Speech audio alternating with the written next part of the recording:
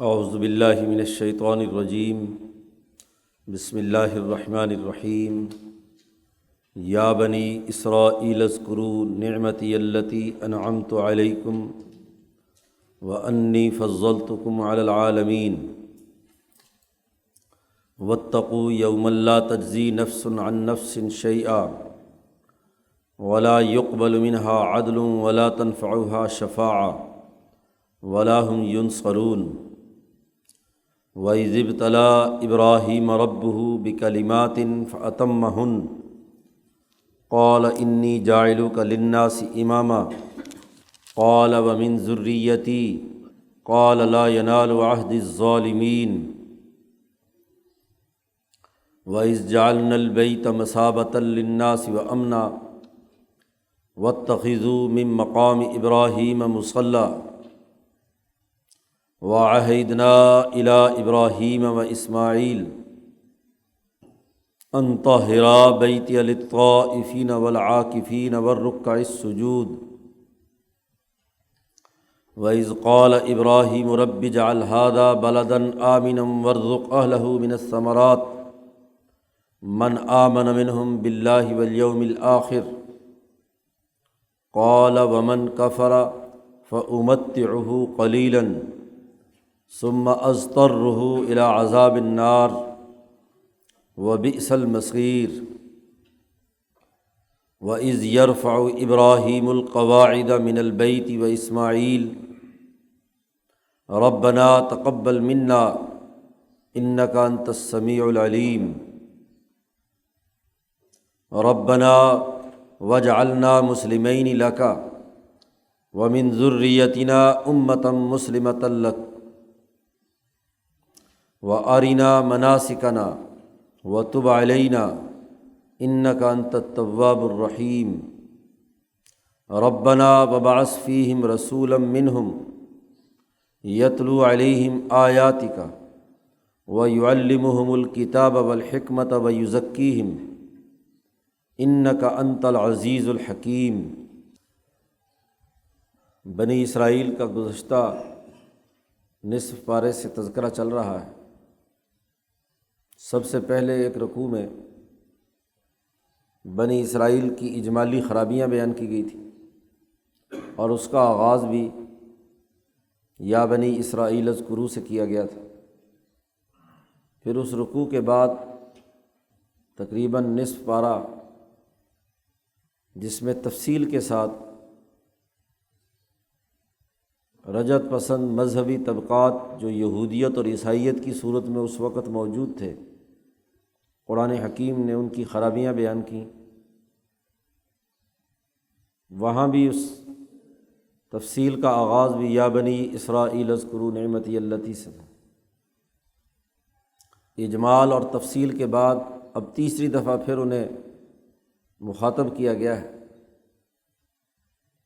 یہاں ان کو مخاطب کرنے کا مقصد یہ ہے کہ اب تم اس دور میں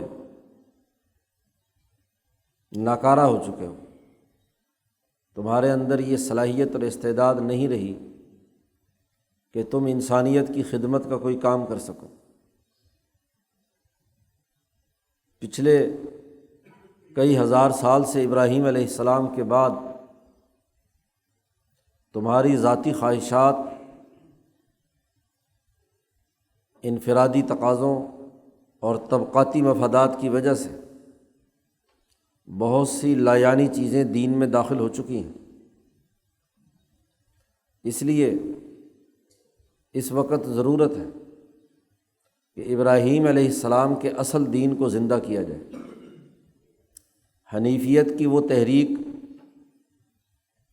جو ابراہیم علیہ السلام نے کئی ہزار سال پہلے شروع کی تھی، آج اس کی انقلابی تعلیمات کو ازسر نو زندہ کرنے کی ضرورت ہے اور اس کا پیغام لے کر حضرت محمد مصطفیٰ صلی اللہ علیہ وسلم اور یہ کتاب مقدس قرآن حکیم دنیا میں آیا۔ اس لیے اب اگر انسانیت کو درست خطوط پر چلانا ہے تو اس کے لیے یہ ضروری ہے کہ ابراہیم علیہ السلام کی تعلیمات کو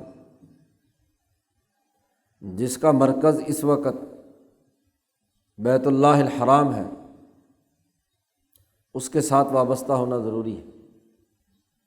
ایک دور تھا جب اسرائیل کی اولاد، یعقوب علیہ السلام کی اولاد نے بیت المقدس کے مرکز سے انسانیت کی خدمت کی ہے، لیکن آج وہ مذہبیت فرسودہ ہو چکی ہے۔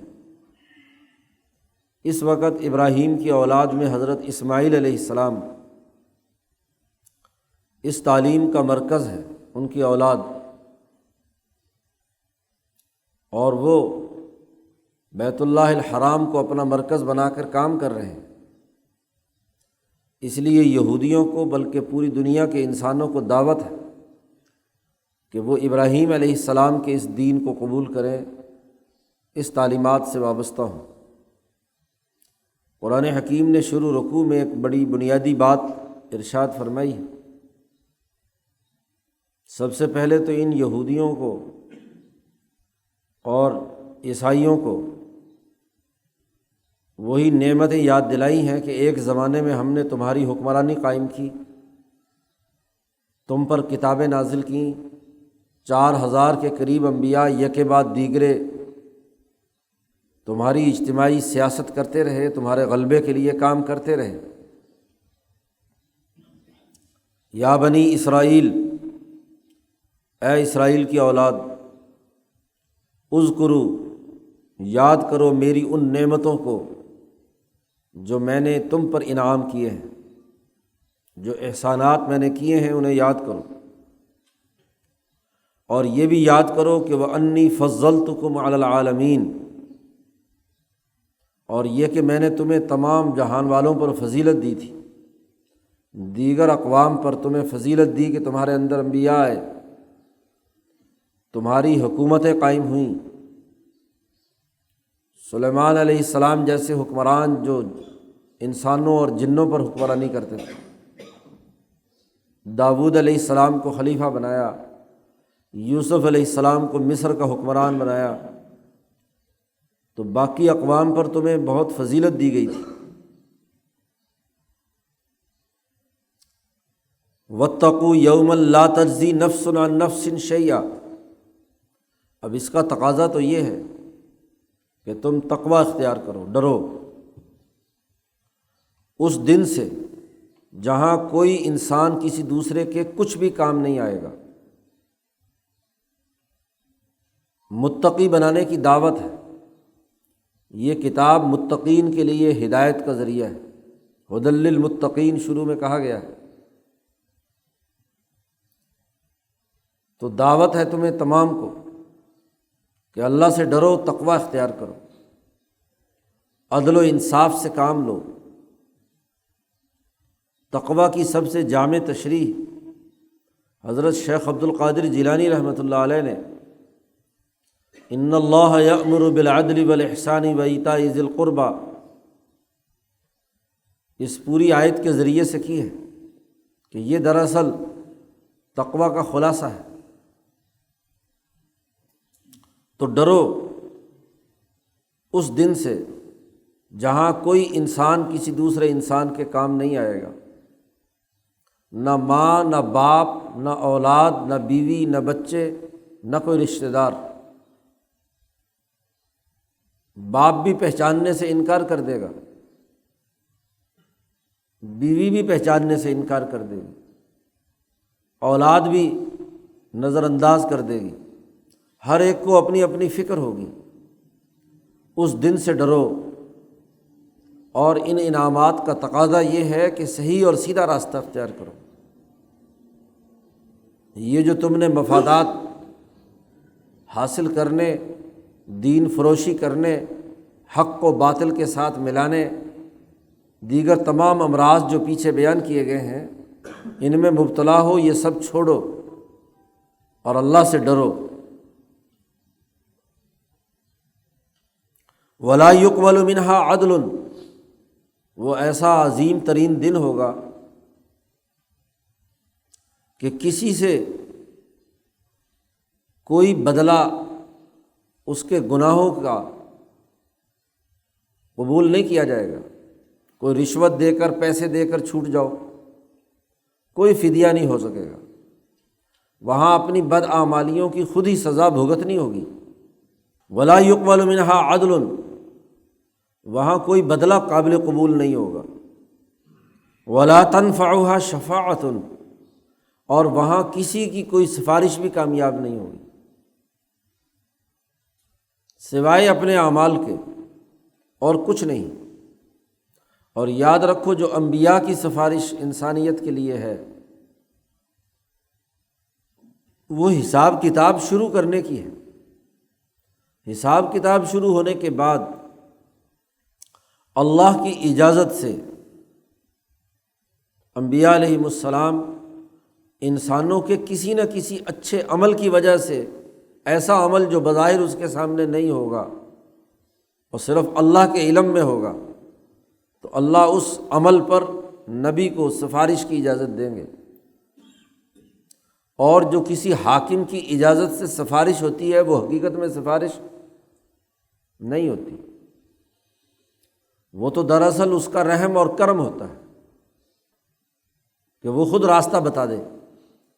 سفارش تو وہ ہوتی ہے کہ جس کسی طاقتور کی سفارش ہو تو آدمی مجبور ہو کر ضرور مانے، اور اگر خود ہی سفارش کے لیے کوئی راستہ بتلائے تو یہ سفارش تو نہیں ہے۔ تو یہاں شفاعت جس کی نفی کی گئی ہے وہ ہے جو اللہ کی مرضی کے بالکل خلاف، کوئی دنیا کی طاقت ایسی نہیں ہوگی وہاں جو اللہ کے ساتھ کسی سفارش کا معاملہ کرے اللہ کے سامنے۔ اس دن تو اللہ اعلان کرے گا لمن الملک اليوم، آج کس کے لیے حکمرانی ہے؟ اللہ اعلان کرے گا للہ الواحد القہار، اسی اللہ کی ہے جو ایک ہے اور جو غالب ہے، قاہر ہے، تمام چیزیں اس کے دست قدرت میں ہیں۔ تو اللہ سے طاقتور کوئی اور چیز نہیں جو سفارش کر کے اللہ سے زبردستی کوئی چیز منوا لے۔ لا تنفعها شفاعۃ ولا هم ينصرون، اور نہیں کوئی انسانوں کی اجتماعی طاقت بنا کر کسی مجرم کو اللہ سے چھڑا لے جائے۔ تین ہی راستے ہوتے ہیں کسی مجرم کو اس کے جرائم کی سزا سے بچانے کے، کہ اس کے بدلے میں مال دے کر چھڑوا لیا جائے، یا کوئی رشوت دے کر، یا کوئی طاقتور سی سفارش کر کے، کہ جہاں افسر مجبور ہو جائے کہ کسی طاقتور کی سفارش کو رد کرے گا تو اس کا اپنا کباڑہ ہو جائے گا، اور یا عوام کا اتنا بڑا اجتماع اکٹھا ہو جائے کہ وہ مل کر کیا ہے اس افسر سے مجرم کو چھڑا کر لے جائیں۔ تو تین ہی شکلیں ہیں۔ قرآن نے کہا ان تینوں میں سے جو تم دنیا میں کرتے ہو، ان میں سے کوئی بھی وہاں اللہ کے سامنے نتیجہ خیز نہیں ہوگی۔ تو اللہ سے ڈرو، اس دن کی جزا و سزا سے ڈرو، اور سیدھا راستہ اختیار کرو۔ تمہارا دعویٰ بھی یہ ہے کہ تم ابراہیم علیہ السلام کو مانتے ہو، تو ذرا ابراہیم کا حال تو سنو۔ ابراہیم کون تھے؟ انہوں نے تو مصیبتیں اور مشقتیں برداشت کر کے اللہ کے ہر امتحان میں کامیاب ہوئے۔ آج ان کے ماننے والے امتحانات میں پڑھنے کے بجائے سہولت پسند کیوں ہو گئے؟ سرمایہ پرستی کے رسیہ کیوں بن گئے؟ تعیشات کے اندر کیوں مبتلا ہو گئے؟ جدوجہد کے راستے سے کیوں بھاگتے ہیں؟ کیوں مال و دولت کی ہوس میں مبتلا ہو گئے؟ ابراہیم کو مانتے ہو تو ذرا ابراہیم کا اسوہ سامنے رکھو۔ قرآن حکیم نے یہاں سے ابراہیم علیہ السلام کا تذکرہ کیا ہے، اور ان کو ابراہیمی حنیفی دعوت ان کے سامنے رکھی ہے کہ حنیفی اصولوں کو اپناؤ، ابراہیم کی تحریک کو درست طور پر سمجھو۔ قرآن کہتا ہے وَإِذِ ابْتَلَىٰ إِبْرَاهِيمَ رَبُّهُ بِكَلِمَاتٍ، جب ابراہیم علیہ السلام کی ان کے رب نے چند کلمات پر آزمائش کی، ان کے رب نے ابراہیم کی آزمائش کی چند احکامات دے کر۔ کلمات، ایسا جامع جملہ یا حکم جس کے نتائج انسانی سوسائٹی میں پوری جامعیت کے ساتھ نکلیں، مفہوم کلی رکھنے والا جملہ کلمہ کہلاتا ہے۔ تو ایسے کلمات سے ہم نے ابراہیم کا امتحان لیا، ابراہیم علیہ السلام پر ذمہ داری عائد کی، فَأَتَمَّهُنْ، اور ابراہیم اتنے اولو العزم، بہادر اور دلیر اور اونچے درجے کے انسانی فطرت کے امام تھے کہ انہوں نے ان تمام کلمات کو پورا کیا۔ جو حکم جس نوعیت میں انہیں دیا گیا اس کو پورا کیا، معمولی سی بھی اس میں کوتاہی نہیں کی۔ اب ابراہیم علیہ السلام کی بعثت ایک ایسی قوم میں ہوئی تھی جو سورج کی پرستش کرتی تھی، چاند کو مانتی تھی، سائبین کی جماعت تھی، ملت نجامین، علم نجوم کی بنیاد پر بہت سی گمراہیاں تھیں، اور ان تمام امور کو مذہب کے نام پر کرنے کرانے والا کو خود ان کا اپنا خاندان، ان کا باپ آذر حکمران ہے، اور یقینی طور پر اس حکمران کی وراثت اور جانشینی ابراہیم کو مل سکتی ہے۔ حکومت تک جو لوگ نہیں پہنچ پاتے وہ اگر حکومت ٹھکرائیں تو ان کا کوئی امتحان نہیں ہے، کیونکہ حکومت ہے ہی نہیں۔ ابراہیم کے گھر میں تو حکومت ہے، اور وہ اس حکومت کے وارث اور جانشین بننے والے ہیں۔ ایسے موقع پر ابراہیم نے اپنے باپ سے کہا کہ تم ان بتوں کی پوجا کیوں کرتے ہو؟ اتخذوا اصناما آلہہ، تم نے ان بتوں کو خدا بنا لیا۔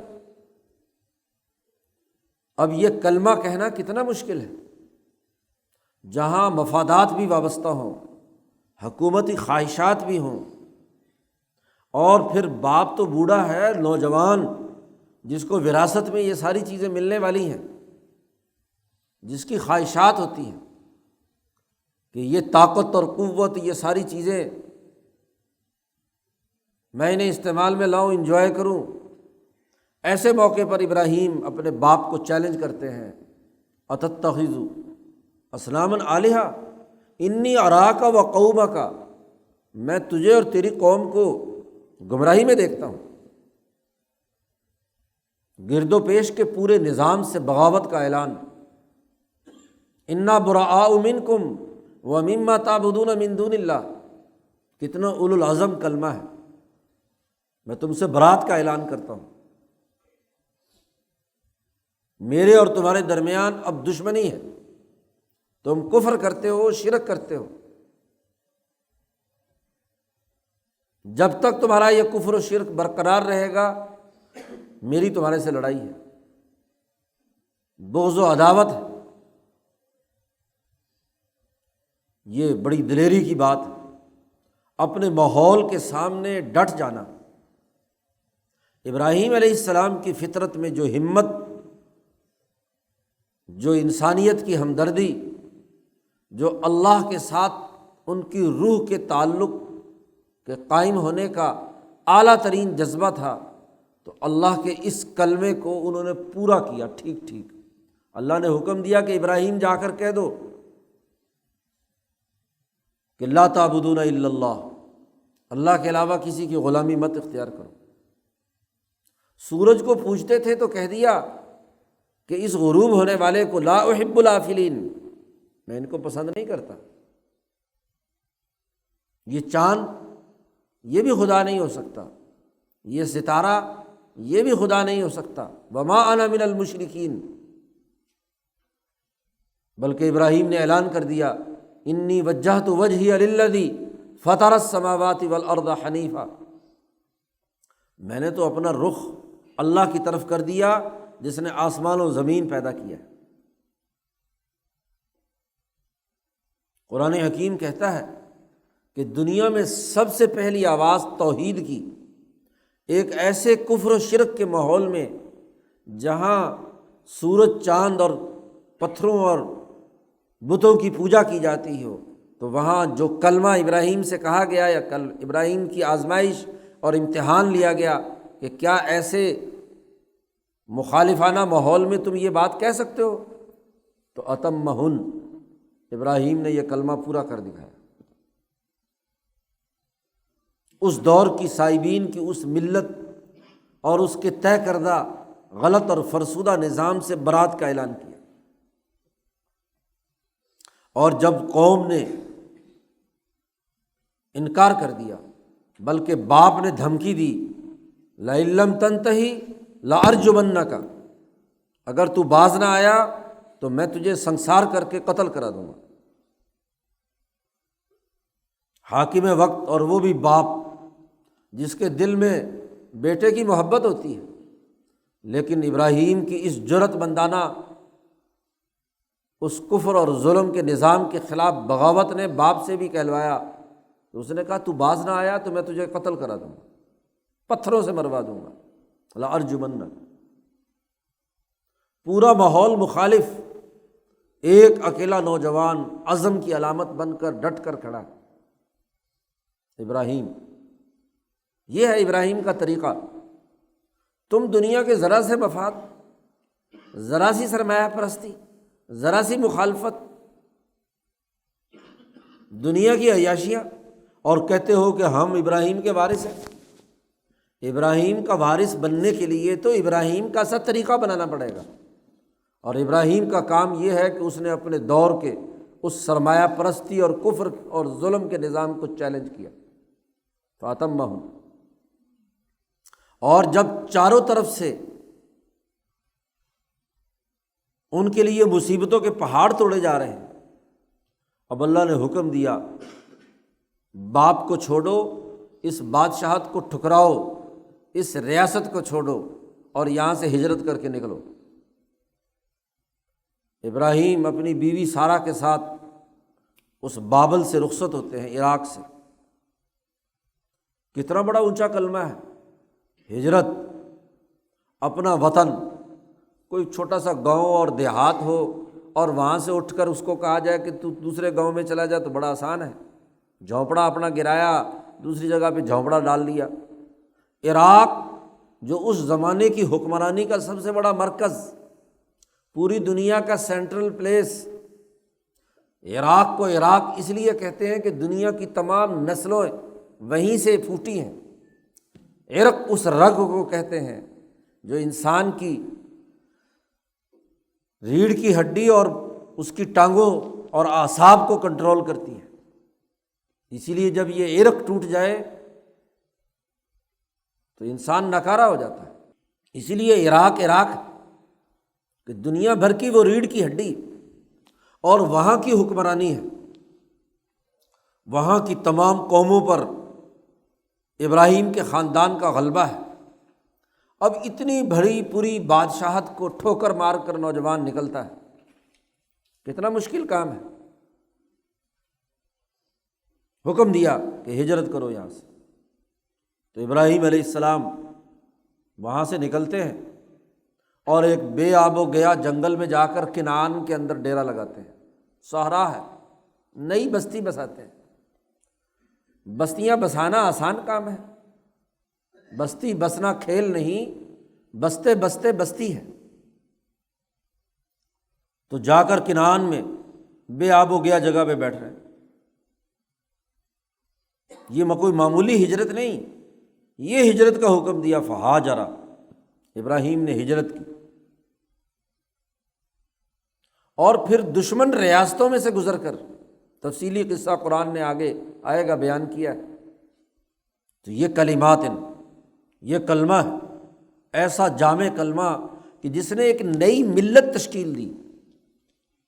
کنعان میں پہنچتے ہیں تو کہا گیا ایک نئے نظریے پر، حنیفیت کے اصول پر دنیا میں ایک نئی ملت قائم کرنی ہے، تو ہم نے انسانیت کا امام بنایا ہے، انسانیت کے اصولوں پر پارٹی بناؤ۔ سب سے پہلے اس توحید کے نظریے کو ابراہیم نے بلند کیا، کنعان میں بستی بسائی، وہاں آنے جانے والے قافلوں کو دعوت دی جو عراق سے مصر جاتے تھے، وہ اس جنگل سے، اس راستے سے گزرتے تھے فلسطین سے۔ پھر اپنی اولاد کی تعلیم و تربیت، اپنے ایک بیٹے اسحاق کو یہاں بٹھایا، اور پھر دوسری بیوی کو لے کر اللہ نے حکم دیا یہاں سے بھی ہجرت کرو اور پہنچو ادھر مکہ المکرمہ۔ وہاں بے آب و گیا جنگل کے اندر، وادی غیر ذی زرع، جہاں کچھ کاشت نہیں ہوتا، کوئی آبادی نہیں ہے، اس جنگل میں کہا اپنے بیٹے کو اور اپنی بیوی کو یہاں چھوڑ کر چلے جاؤ۔ دل گردے کا کام ہے۔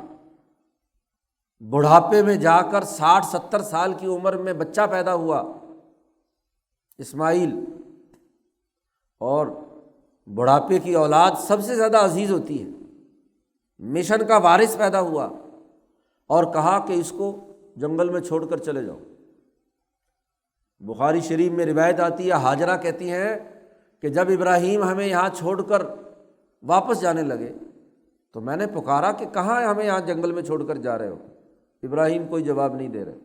ایک دفعہ پکارا، 2 دفعہ پکارا، 3 دفعہ پکارا کہ اس معصوم بچے کو جہاں پانی ہے نہ کچھ ہے، نہ یہاں چھوڑ کر جا رہے ہو۔ تیسری دفعہ پھر میں نے کہا کہ کیا اللہ کے حکم سے ہمیں چھوڑ کر جا رہے ہو؟ تو ابراہیم نے صرف سر ہلایا کہ ہاں۔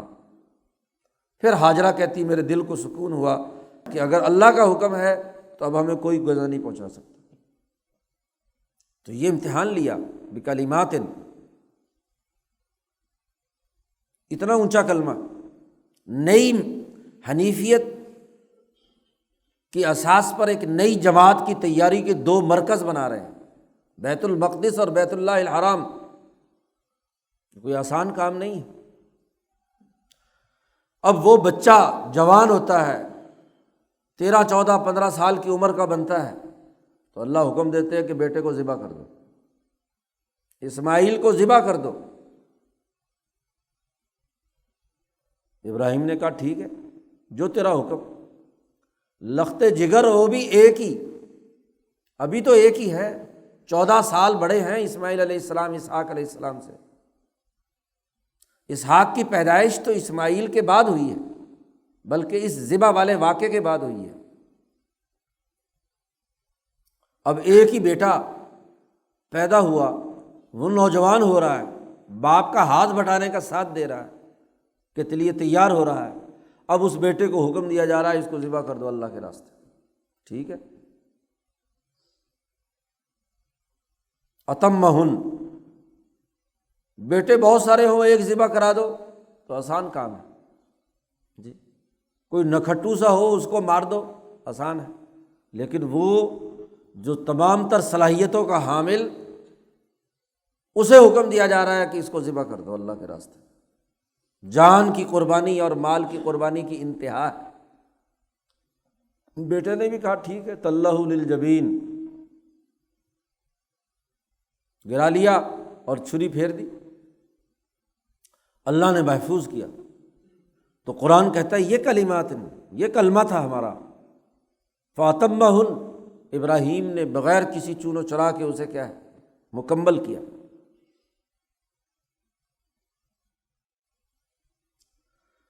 اللہ تعالیٰ نے حکم دیا کہ اپنی اس پوری کی پوری اولاد کو اللہ کے دین کے غلبے کے لیے اعلیٰ ترین مقاصد و اہداف کے لیے اصول فطرت، جو 10 اصول عشرہ ہیں جنہیں حدیث میں بیان کیا گیا ہے، ان کو قائم کرنے کا نمونہ بناؤ، اپنی جماعت کی تربیت کرو، اپنی اولاد کی تربیت کرو۔ چنانچہ اسحاق اور اسماعیل کی تربیت کی جاتی ہے کہ وہ ان اصول کو جو اصول فطرت ہے، داڑھی رکھنا، ناخن کاٹنا، باقی فالتو بالوں کا ختم کرنا، غسل کرنا وغیرہ وغیرہ وغیرہ، اصول عشرہ جو حدیث میں بیان کیے گئے ہیں، ان پر پوری جماعت تیار کی۔ یتیموں کی خدمت کرنا، انسانی مسائل حل کرنا، تو اللہ نے بہت سارے احکامات دیے کہ اولاد کو اس کام کے لیے تیار کرو، تو ابراہیم نے اس کو بھی پورا کر دکھایا۔ یہ ہیں کلمات،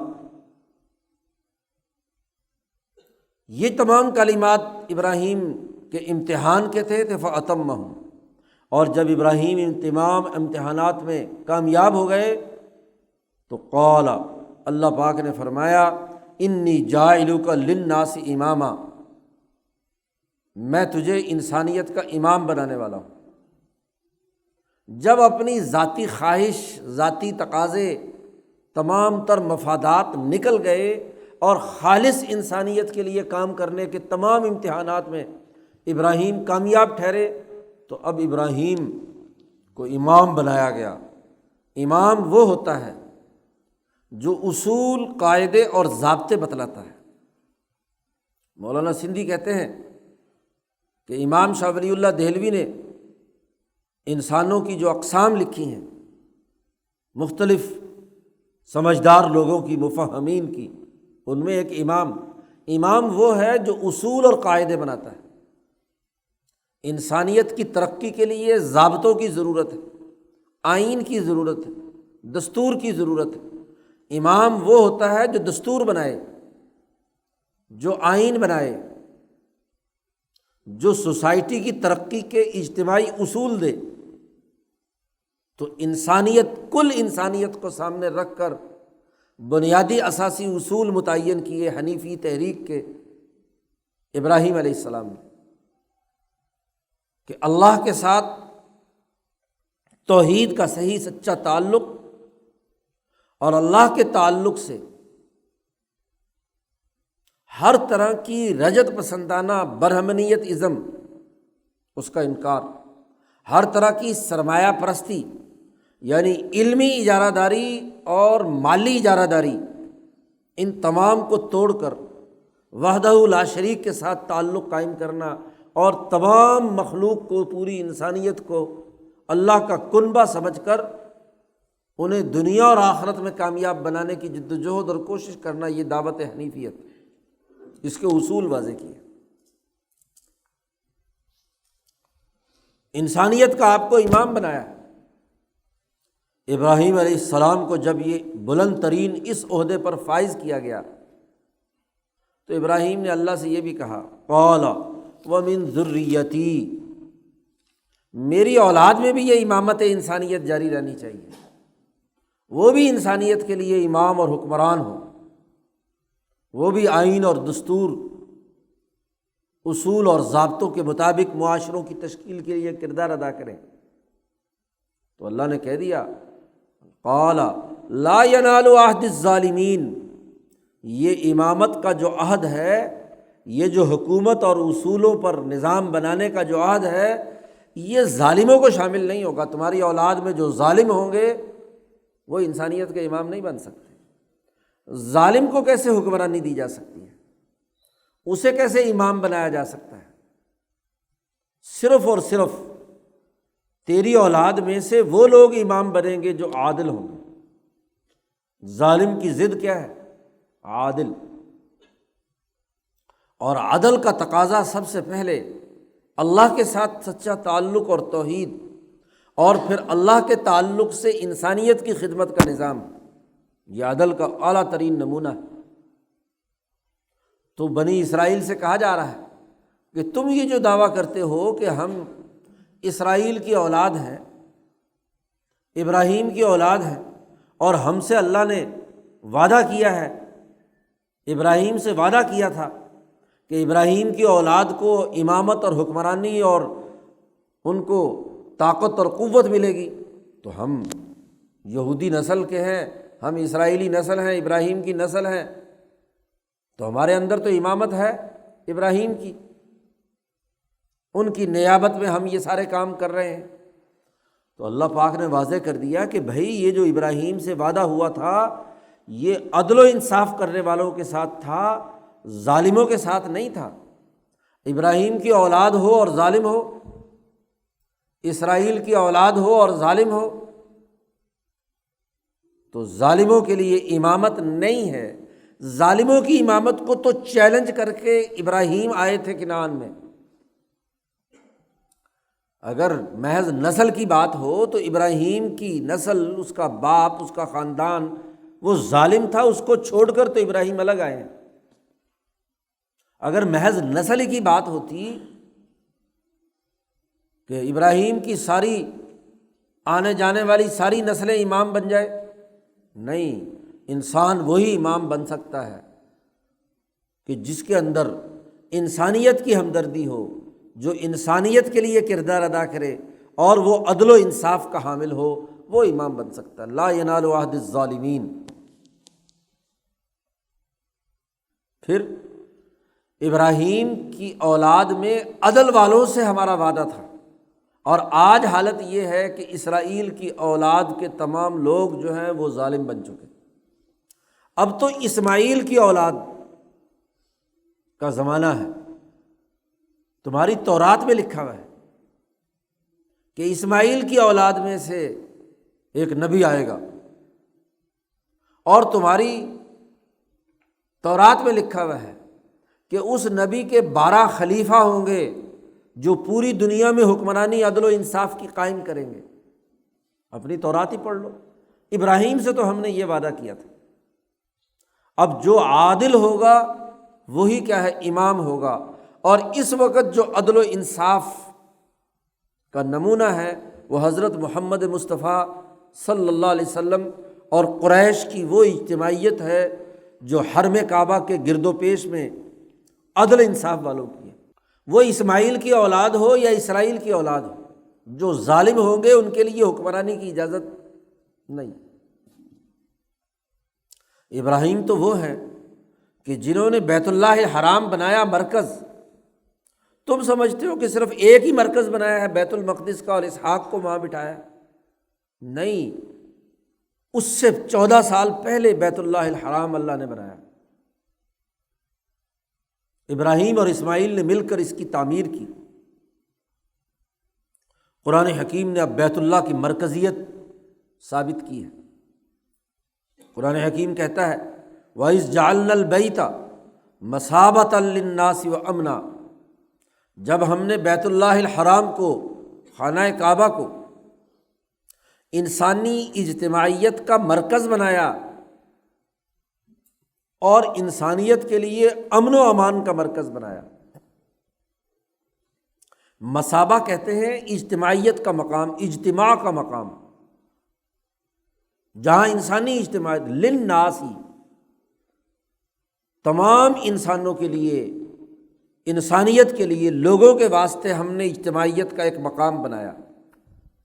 امامت اور سیاست، اصول اور آئین اجتماع کے لیے ہوتے ہیں۔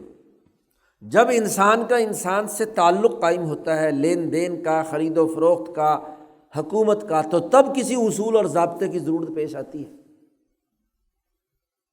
تو اصول جو امام بناتا ہے، امامت اسی لیے ہوتی ہے کہ اجتماع کی اجتماعیت کو درست خطوط پر استوار کرے۔ تو انسانیت کی اجتماع کا ایک مرکز ہم نے خانہ کعبہ کو، بیت اللہ الحرام کو بنایا، اور ہر اجتماع کا سب سے پہلا اور بنیادی ہدف کیا ہے؟ امن۔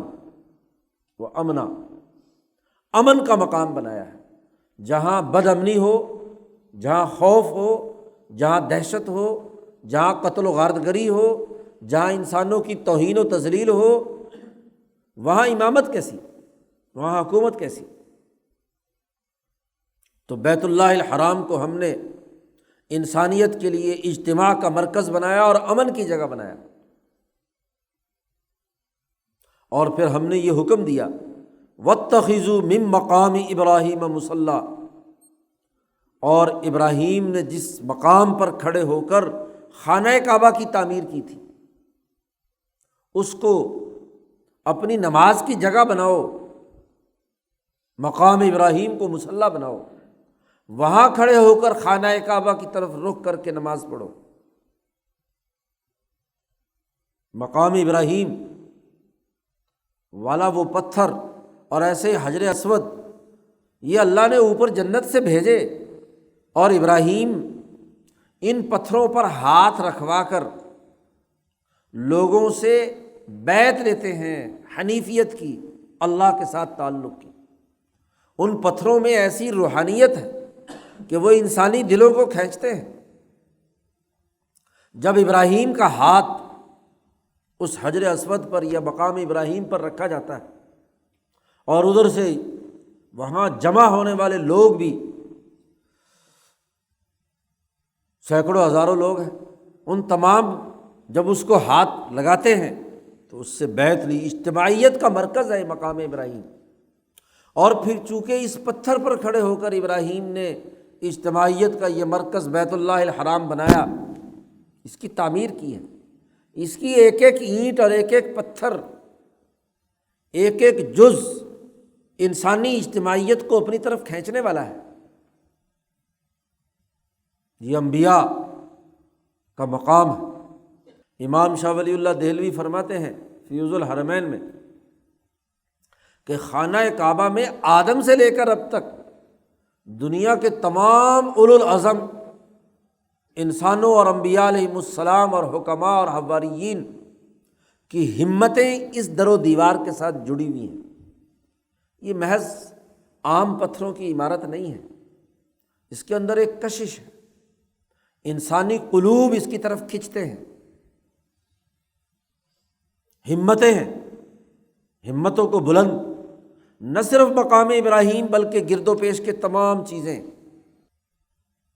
اس لیے اس مقام ابراہیم کو نماز کی جگہ بناؤ، اخبات اللہ کا یہ ذریعہ ہے، اللہ کی توحید کا یہ ذریعہ ہے، اس کو قبلہ بناؤ۔ وَعَهِدْنَا إِلَىٰ إِبْرَاهِيمَ وَإِسْمَاعِيلَ، اور ہم نے حکم دیا ابراہیم اور اسماعیل کو، ان پر لازمی قرار دیا، قول و قرار اور عہد ہوا کہ انت ہرا بیتی للطائفین والعاکفین والرکع السجود، کہ میرے اس بیت اللہ الحرام، میرے اس گھر کو صاف ستھرا رکھو، پاک بناؤ، ہر قسم کے بت اور ہر قسم کی گندگیوں اور نجاستوں سے اس کی صفائی ستھرائی رکھو، بیت اللہ کی صفائی ستھرائی۔ اور اسی طرح بیت اللہ کی طرف رخ کر کے جتنی بھی مساجد ہیں ان کی صفائی ستھرائی ایک بہت بڑی عبادت ہے، اس کا نظم و نسق قائم کرنا، انہیں صاف ستھرا رکھنا، آنے والوں کے لیے للطائفین والعاکفین والرکع السجود، اجتماعیت کا کوئی مرکز بنایا جائے جہاں لوگ آتے ہوں، تو اس اجتماعیت کے مرکز کے لیے سب سے پہلا کام اس کی صفائی ہے۔ اگر وہاں گندگی ہے، وہاں بدبو ہے، وہاں انسانوں کو ایذا پہنچانے والی چیزیں ہیں، تو اجتماع خوش نہیں ہوگا، وہ پریشان ہوگا، اور جب وہ پریشان ہوگا تو اجتماعیت کیسے قائم ہوگی؟ انسانوں کو اس مرکز سے، اس اجتماعیت سے جوڑنے کے لیے ضروری ہے کہ اس کے جو خدام ہیں وہ اس کی صفائی ستھرائی اور طہارت اور پاکیزگی کا خیال رکھیں۔ تو اس لیے خادم بیت اللہ الحرام سب سے پہلے ابراہیم اور اسماعیل، ان کو حکم دیا جا رہا ہے کہ میرے گھر کو پاک صاف رکھو، للطائفین، طواف کرنے والوں کے لیے، والعاکفین، اعتکاف کرنے والوں کے لیے، اور رکوع اور سجود کرنے والوں کے لیے، سجدہ اور رکوع کرنے والوں کے لیے۔ تمام دنیا بھر سے آنے والے حاجیوں کو سب سے پہلا حکم یہ ہے کہ وہ طواف کریں، مجاہدہ کریں، کم از کم 7 چکر ضرور کاٹیں، محنت اور مشقت کا کام ہے۔ انسان کتنا ہی تھکا ہارا دنیا بھر سے وہاں پہنچے، خانہ کعبہ پر نظر پڑتی ہے تو اپنی طرف کھینچتا ہے، اور دل تمام تر تھکاوٹیں دور کر کے طواف کی طرف متوجہ ہوتا ہے، اور جب طواف کر چکتا ہے تو اب اس کے بعد اس کو سکون اور اطمینان کی ضرورت ہے، پھر وہ اعتکاف کرتا ہے۔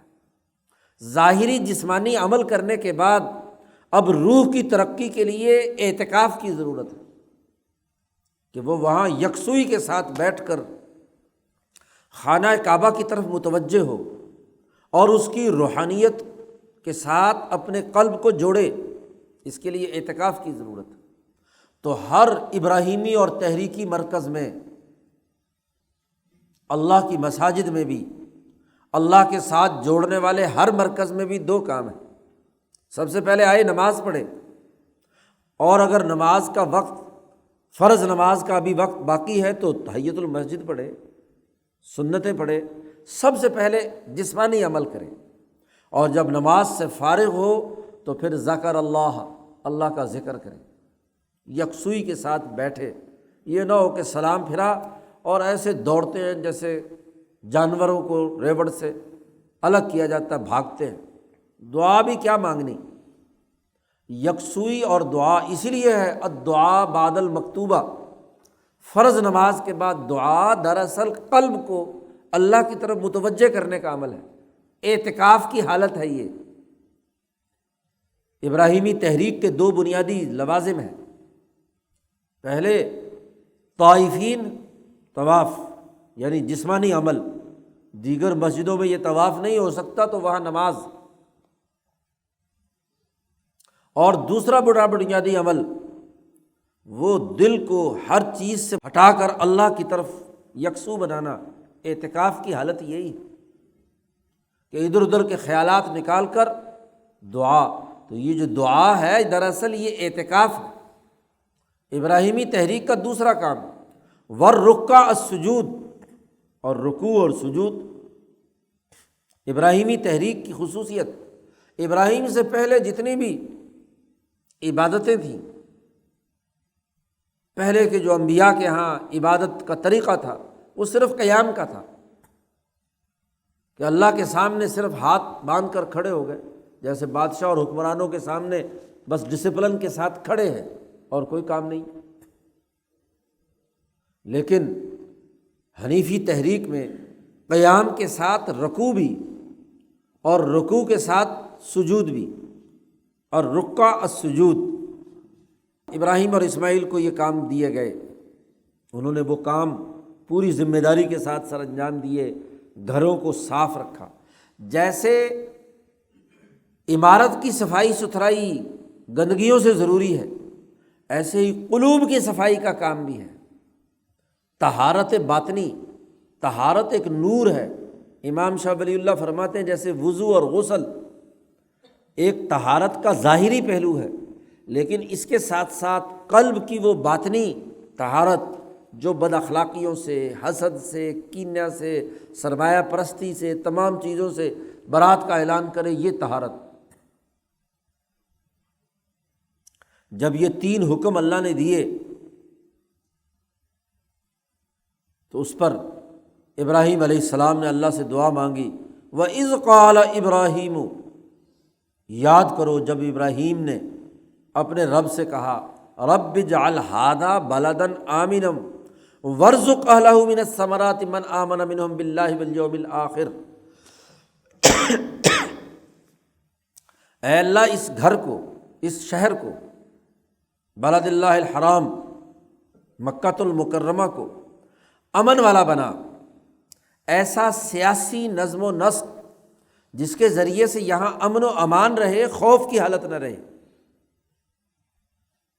کسی اجتماع کی تشکیل میں سب سے پہلی ضرورت سیاسی نظم و نسق ہوتا ہے، اور سیاسی نظم و نسق کا پہلا ہدف امن و امان قائم کرنا ہوتا ہے۔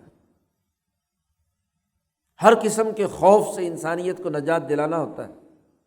تو پہلا کام ابراہیم نے کہا، اللہ سے تعلق رکوع و سجود، طواف اور اعتکاف کے بعد نظریہ درست ہو گیا، اب ان کے لیے ایک سیاسی نظام کی ضرورت ہے، ایسا سیاسی نظام جو امن و امان کو یقینی بنائے، تو اس شہر کو امن والا بنا دے، بد امنی اور خوف یہاں سے ختم ہو جائے، کیونکہ اس شہر کی مرکزیت دنیا بھر میں بطور نمونہ کے جائے گی۔ تو جو نمونے کا شہر ہو وہ امن کا مثالی شہر ہوگا تو دنیا میں امن کا پیغام جائے گا، اور اگر اسی شہر میں خوف اور قتل و غارت گری شروع ہو جائے تو دنیا بھر میں کیا ہوگا؟ خوف پھیلے گا۔ تو جو نئی اجتماعیت ملت حنیفیہ ابراہیمیہ کی تشکیل ہو رہی ہے، اس کے لیے اللہ سے یہ دعا مانگی کہ اے اللہ اس کو امن کا شہر بنا۔ امن کے ساتھ ساتھ دوسری بڑی بنیادی ضرورت کسی سوسائٹی کی معاشی حوالے سے ہوتی ہے۔ کھانا پینا ہوگا تو سیاست بھی ہوگی، لوگ بھی آئیں گے، اجتماع بھی ہوگا۔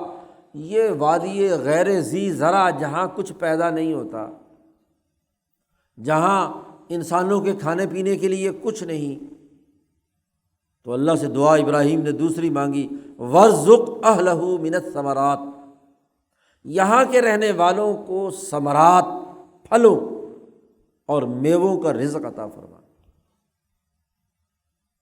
اعلیٰ اور عمدہ ترین غذا میووں کی شکل میں ہوتی ہے، ڈرائی فروٹ ہو یا دوسرا فروٹ ہو، اس میں غذائیت بھی اور توانائی بھی باقیوں کے مقابلے میں زیادہ ہے۔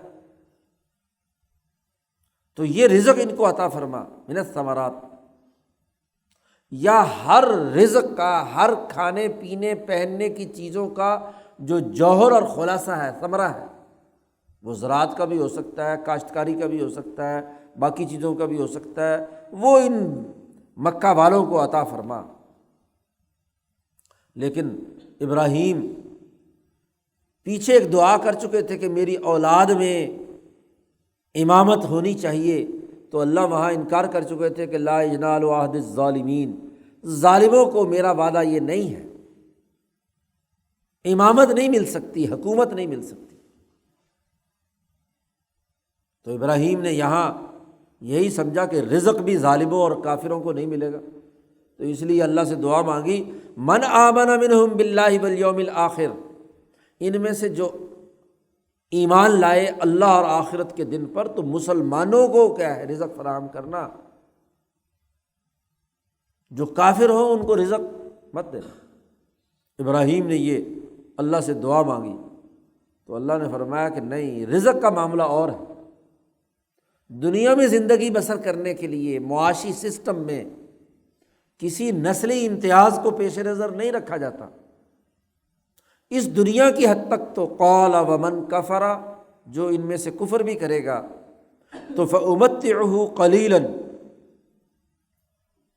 اس کو میں دنیا میں تھوڑا سا نفع ضرور دوں گا، دنیا کی حد تک اسے نفع ملے گا، دنیا میں تو اس کو رزق دینا ہے، اور اگر وہ اسی کفر پر قائم رہا تو ثم اضطرہ الی عذاب النار، پھر میں اسے زبردستی گھسیٹ کر جہنم کے عذاب کی طرف لے جاؤں گا۔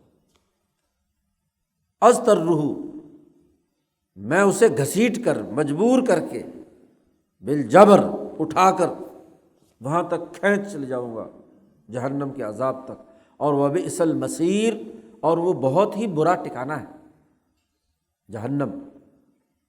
تو دنیا میں تو ان کی معاشی کفالت ہوگی، امتحان لینا ہے نا، امتحان گاہ کے اندر اگر امتحان دینے والے کو رزق نہ دیا جائے، اس کو پیر لگا دیا جائے، تو وہ امتحان کیا دے گا؟ تو معاشی معاملات میں، رزق کی فراہمی میں بلا تفریق رنگ نسل مذہب ہوگی، اور امن بھی بلا تفریق رنگ نسل مذہب ہوگا، لیکن اس کفر اور ظلم کی حکمرانی نہیں ہوگی۔ حکمرانی تیری اولاد میں صرف ان کو ملے گی، امامت انہیں ملے گی جو انسانیت کی خدمت کا کام کریں گے، اور جو تین ان اصولوں پر عمل کریں گے، ان طہر بیتی للطائفین والعاکفین والرکع السجود، نمبر 1، نمبر 2، اس شہر کو کہ امن و امان کو یقینی بنائیں گے۔ جو خوف اور دہشت بوئیں گے ان کو حکمرانی نہیں ملے گی، وہ امام انسانیت نہیں بن سکتے، اور جو معاشی رزق بلا تفریق رنگ نسل مذہب تمام لوگوں کو دیں گے ان کو حکمرانی ملے گی۔ تو ابراہیم نے اللہ سے یہ دعا کی اور اللہ نے ان کی یہ دعا پوری کی۔ تو قرآن حکیم کہتا ہے کہ تم اپنی تورات میں لکھا ہوا ہی دیکھ لو کہ ہم نے یہ بیت اللہ بنایا، انسانیت کی اجتماع کا مرکز، امن کا مرکز، تمام لوگوں کی معاشی خوشحالی کا مرکز، اور اللہ سے جوڑ کر طہارت، اخبات اور سماحت پیدا کرنے کا مرکز ہم نے یہ بنایا، عدل و انصاف کا مرکز بنایا۔ تو ان مقاصد کے لیے یہ حنیفی تحریک کے بنیادی اساسی اصول ہیں، اور جتنے اسرائیلی تحریک کے انبیاء بھی تھے وہ بھی یہی کام کرتے رہے۔ آج تم اگر ان کے دین سے منحرف ہو گئے اور تمہارے اندر انسانیت کی خدمت کی رمق باقی نہیں رہی، ذاتی، طبقاتی اور گروہی مفادات کے تم اسیر بن گئے، تو اب تمہارے ساتھ تو میرا وعدہ نہیں ہے۔ تو بنی اسرائیل کو دعوت دی جا رہی ہے کہ وہ اصل ابراہیمی تحریک کو اپنے پیش نظر رکھیں اور اس تعلیمات کی اساس پر اگر دین کو قبول کریں گے۔ آج اسماعیل کی اولاد میں حضرت محمد مصطفیٰ صلی اللہ علیہ وسلم اور ان کے صحابہ کی اس اجتماعیت میں ان کی طرح ایمان لاؤ گے تو کامیاب ہوگے۔ اس لیے شروع صورت میں کہا گیا تھا کہ آمنو کما آمن الناس، ایسے ایمان لاؤ جیسے صحابہ ایمان لائے، ان کی طرح ایمان اختیار کرو گے، اس نظریے پر رہو گے، حنیفی تحریک کے ان اصولوں کو مانو گے تو پھر کامیابی ہے، ورنہ تو ثم اضطرہ الی عذاب النار، پھر میں گھسیٹ کر لے جاؤں گا، کھینچ کر لے جاؤں گا جہنم کے عذاب کی طرف، اور وہ بہت برا ٹھکانہ ہے۔ تو ابراہیمی تحریک کی اصل دعوت دی گئی۔ اللہ تعالیٰ سمجھنے اور عمل کرنے کی توفیق عطا فرمائے۔ اللہ